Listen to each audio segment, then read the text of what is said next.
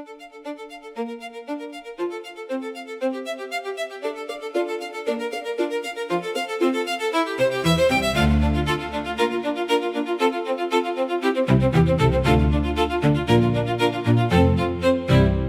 the bright room, hush, we map what used to hide. Welcome to Base by Base, the papercast that brings genomics to you wherever you are. Thanks for listening, and don't forget to follow and rate us in your podcast app. You know, when we look at, the broad sweep of human evolution, there's always one question that just towers above the rest. How did the human brain get so incredibly big and complex compared to our closest primate relatives? Yeah, it really is the ultimate biological mystery, right? For a long time, the assumption, or I guess maybe just the hope, was that we would eventually find this clean, elegant genetic switch. Right, like a perfect, pristine mutation. Exactly, a pristine mutation that just sort of leveled up our cognition overnight. But the surprising reality is so much messier than that, isn't it? I mean, the secret to our advanced cognition doesn't lie in some stable gene. It actually lies in a highly unstable, stuttering region of our DNA that's just constantly duplicating and breaking and rearranging itself. Oh, absolutely. It's a highly chaotic genomic environment. You can think of it as a genetic construction zone that, never quite shuts down. Yeah, which leads to a pretty profound question for this deep dive.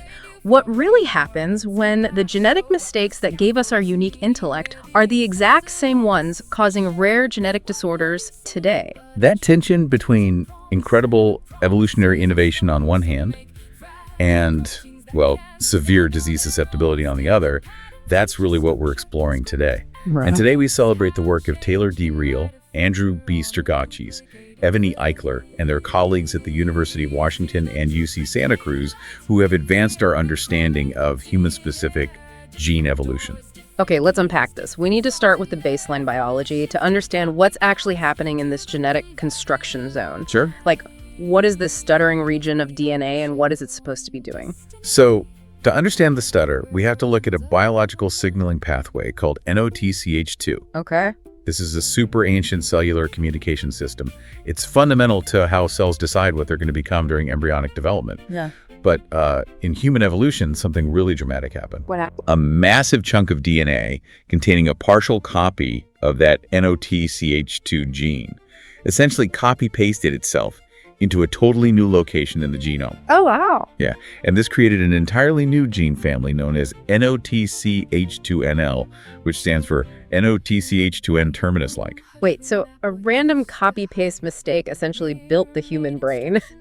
Because that sounds almost too simple. It does sound so bold. Or what is this new duplicated gene actually doing to our brain cells to make the cortex physically larger? Well, it all comes down to the precise role these NOTCH2NL genes play in the developing fetal brain. Early on in brain development, you have these progenitor cells called radial glia. Right, those are like the stem cells of the brain, right? Exactly. You can think of them as the stem cells. Right. Their normal job is to divide a few times and then differentiate, meaning they transform into mature functioning neurons. So they're the raw material. They are the raw material, yes. But when the NOTCH2NL proteins are introduced into the system, they interact with that original NOTCH2 communication pathway and actually change the instructions. Change them how? They basically tell these progenitor radial glia to hold off on becoming mature neurons. Instead, they instruct them to prioritize self-renewal. So instead of making a functional neuron right away, the cell just makes more copies of itself. It's like expanding the physical size of a factory and building hundreds of new assembly lines before you actually start manufacturing the final product. That is a brilliant way to visualize it. Yeah.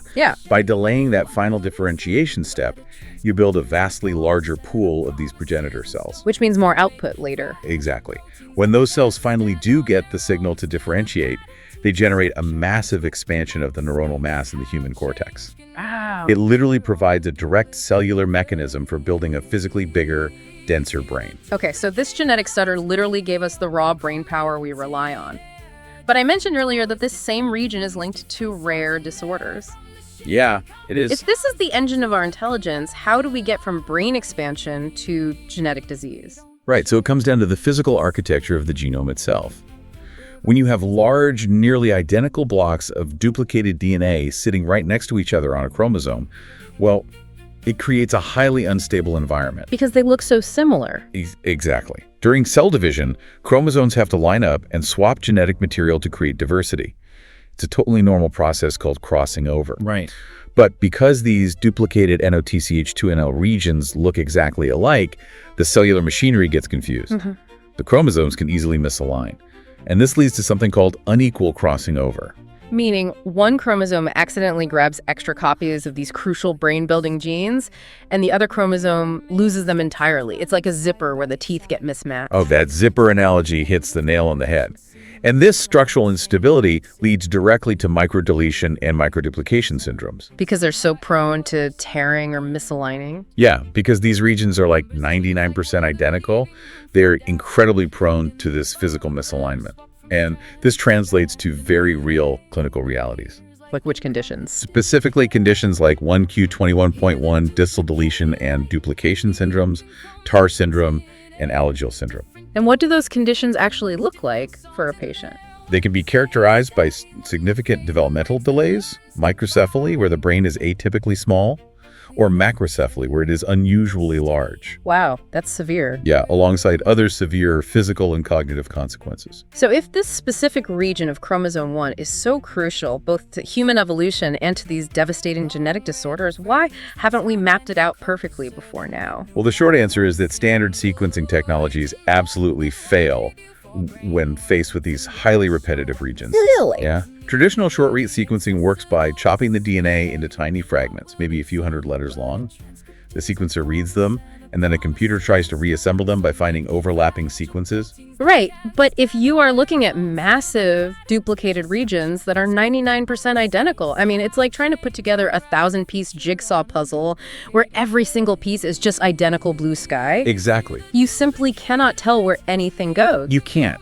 You're left with massive gaps in the data. So to break this short-read barrier, the researchers had to leverage next-generation technology. Which is what? Near-complete long-read assemblies. They used data from the Human Pangenome Reference Consortium, looking at 70 human haploid genomes. And to compare, they used 12 ape haploid genomes from the Telomere to Telomere Consortium. Okay, let's clarify haploid for a second. Yeah. We normally have 2 sets of chromosomes, one from each parent, but a haploid genome means they're looking at just a single set of chromosomes, right? Yeah, that's a vital distinction. Yeah. By looking at a single unmixed set of chromosomes, they avoid the chaotic overlapping signals of maternal and paternal DNA. That makes sense. And because they are using long-read sequencing, they aren't looking at tiny fragments. They are looking at massive, contiguous blocks of the genome, tens of thousands of letters long. So instead of trying to tape together tiny blue sky puzzle pieces, they are looking at large chunks of the puzzle already assembled. Exactly. And that allowed them to finally see the true structural differences. But here's where it gets really innovative. They didn't stop at just reading the linear DNA sequence. They wanted to see the 3D regulatory architecture, like how the DNA is actually packaged and utilized by the living cell. Right. To do this, they utilized a technology called FiberSec. Yeah, I found this part of the methodology fascinating. If you imagine DNA not just as a flat string of letters on a page, but as a tightly wound ball of yarn inside the nucleus, FiberSec essentially unspools that yarn. Yes. It allows researchers to see exactly which parts of the DNA are physically exposed and accessible to the cell's reading machinery, even deep within these highly identical duplicated regions. Right. And to build on your yarn metaphor, the spool that the DNA wraps around is made of histone proteins. Okay. If the DNA is tightly wound around those histones, the genes in that region are effectively turned off because the cell's machinery can't reach them. Because they're hidden. Exactly. But if the chromatin is open and accessible, regulatory proteins can bind and the gene can be expressed. FiberSec lets them map this accessibility on single, long molecules of DNA. And to see how this all works in living tissue, they went a step further, right? They applied a technique called IsoSeq to human dorsal forebrain organoids. They did? Which IsoSeq sequences the full-length RNA transcripts, meaning it looks at the final instructions the cell actually produces, not just the DNA blueprint. Correct.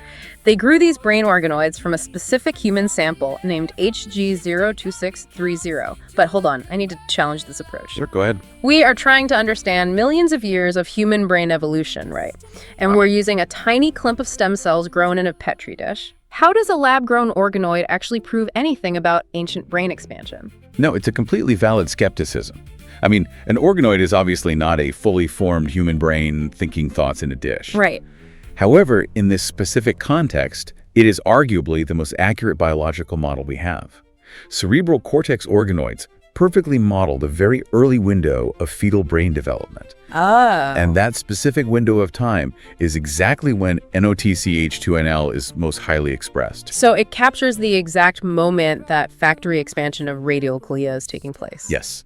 For observing the regulatory landscape and the RNA transcripts of these specific genes in a human context, the organoid provides a front-row seat to the very developmental stage that separates us from other primates. Okay, the methodology makes sense. We've got the long-read tools cutting through the blue sky puzzle, and we've got the organoid modeling the fetal brain. Right. What did they actually find when they compared the ape genomes to the human genomes? What's fascinating here is that the initial NOTCH2NL duplication wasn't a unique one-time event that only happened to humans. Wait, really? Yeah, these duplications actually occurred independently in multiple great ape lineages, like gorillas and chimpanzees, around 8 to 15 million years ago. Wait, so other apes have these duplicated genes too. We aren't the only ones with a genetic stutter here. They do.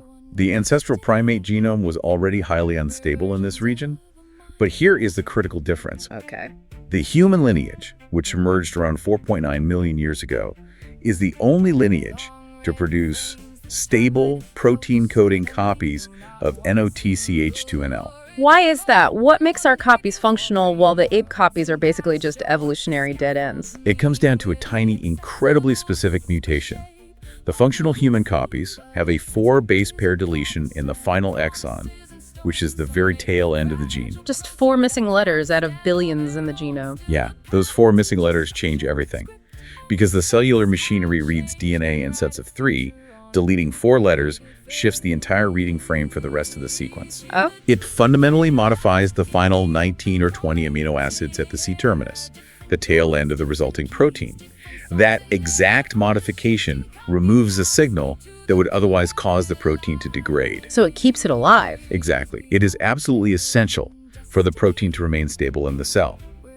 The non-human apes lack this deletion, so their transcripts generally produce unstable proteins that get broken down, or they fuse randomly with other genes. 4 base pairs, and it's the difference between a functional brain-expanding protein and a total dud. Biology really is won and lost in the margins. It really is. Okay, so humans have the functional copies, but when the researchers looked deeply at those 70 human genomes, they didn't just find a static, uniform picture across all of us, did they? Not at all. They found massive haplotype diversity among humans. These duplicated regions are still actively rewriting themselves through a process called interlocus gene conversion, or IGC. I do see it, okay. In fact, they've observed IGC in 42% of the human haplotypes they analyzed. Let's make sure we understand interlocus gene conversion because it's a wild concept. Wait, so the genome is essentially rewriting itself? How does that even happen? It goes back to that physical instability we talked about earlier. You have these duplicated genes sitting near each other, and because their sequences are almost identical, the genome's natural DNA repair mechanisms get confused. Right. When a tiny break happens in one gene, the repair proteins look for a template to fix it. But they accidentally grab the sequence of the neighboring duplicated gene. So it's like an autocorrect feature run amok. Exactly. The cell ends up fixing one gene by literally copying and pasting the text of its neighbor right over it. Wow. Yes. And this dynamic, ongoing process led the researchers to a major discovery. A brand new paralog, or duplicate gene, in the human genome, which they named NOTCH2TV, standing for truncated version. A new gene. Yeah.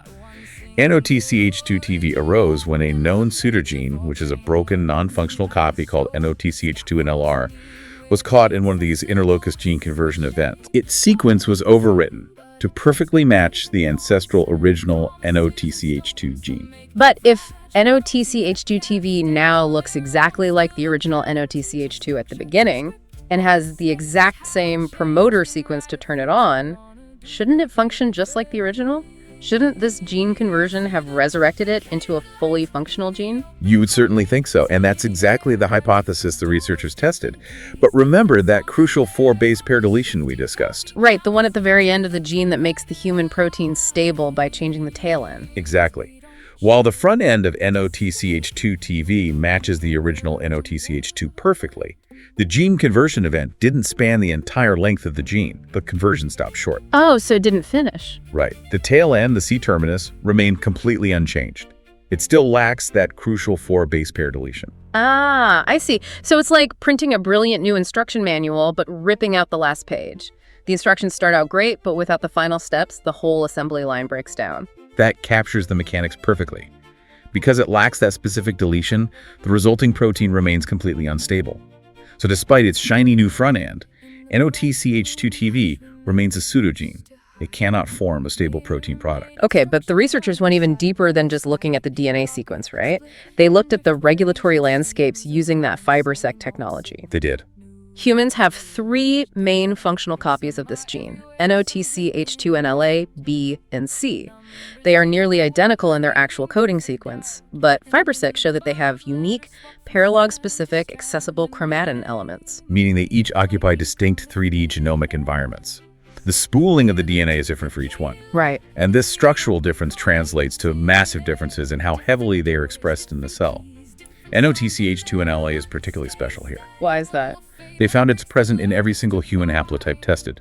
And together, NOTCH2NLA and NOTCH2NLB have 3 times higher transcript abundance in the developing brain than the other copies. So even though the genes themselves are practically identical twins, the control panels operating them are completely different. Exactly. And NOTCH2NLA seems to be the heavy lifter. It's fixed in the population, it's always present, it's highly expressed. So what does this all mean when we zoom out? If we connect this to the bigger picture, we are looking at one of the most profound evolutionary trade-offs in the history of our species. A trade-off. Yeah. The human lineage essentially accepted a massive mutational burden. We tolerate this extreme genomic instability, which, as we discussed, leads to devastating microdeletion syndromes, developmental delays, and conditions like 1q21.1 syndrome. Right. We accept all of that severe genetic risk in exchange for the immense benefit of cortical expansion. It's a staggering genetic gamble. And what's wild to me is that this isn't just ancient history. We usually think of evolution as something that happened millions of years ago and stopped, but this part of our genome is actively shifting right now. It is actively evolving. The fact that we see biased gene conversion actively favoring NOTCH2NLA at the expense of NOTCH2NLB across human populations today suggests active evolutionary constraint. Wow. Yeah, this region is still under intense selective pressure to maintain that specific brain-building gene. This is ongoing evolution happening in the human population as we speak. We do need to talk about the boundaries of the study, though. FiberSec is an amazing tool for mapping out that 3D spooling, but it definitely has limits. It does, yeah. FiberSec measures chromatin accessibility. It tells us if the DNA is unspooled, it tells us if the door is open. Right. But it does not tell us if the elements binding to that open DNA are enhancers that are turning genes on or repressors that are actively turning them off. Yeah. It doesn't tell us who is walking through the door. Right, so the next steps for the field would be functionally characterizing these 3D environments. We need to figure out exactly what these accessible regions are doing to the expression of these genes in real time. If you're listening to this right now and thinking this is just abstract ancient history, it's actually not. The very brain architecture allowing you to process this conversation right now is built on this exact genetic house of cards. The intelligence required to sequence genomes, to create brain organoids, to listen to a deep dive, all of it comes from a genetic stutter that could collapse into a rare disease with a single unequal crossing over. Yeah, to summarize the core findings, the expansion of the human brain is fundamentally tied to the NOTCH2NL gene family, which emerged through highly unstable, human-specific segmental duplications. Driven by unique regulatory landscapes and ongoing gene conversion, these genetic regions represent a profound evolutionary trade-off between cognitive advancement and genetic disease susceptibility. What does this mean for our future understanding of neurodevelopmental disorders, knowing they are the direct byproduct of the very evolutionary leaps that made us uniquely human? This episode was based on an open access article under the CC BY 4.0 license. You can find a direct link to the paper and the license in our episode description. If you enjoyed this, follow or subscribe in your podcast app and leave a 5-star rating. If you'd like to support our work, use the donation link in the description. Now stay with us for an original track created especially for this episode and inspired by the article you've just heard about. Thanks for listening, and join us next time as we explore more science base by base.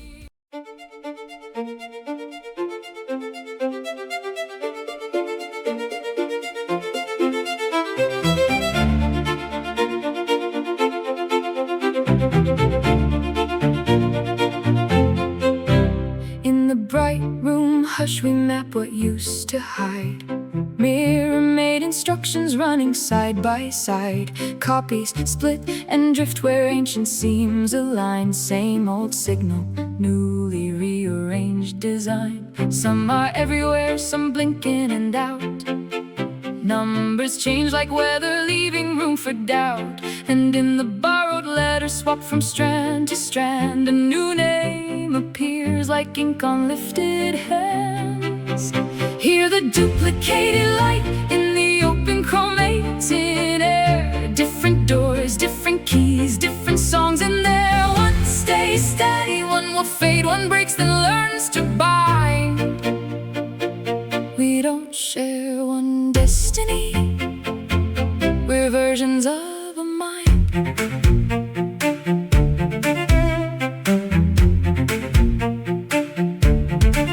Long red frames the timeline closer than we knew. Not one single origin, more than one debut. For brain worlds in glass show what the scaffolds mean. We're the accessible whisper shape what will be seen. But a transcript isn't promise, and a promise isn't stone. Some make fragile proteins that can't stand on their own. Still the pattern teaches structure, script, and space. How change can write a future on a duplicated face.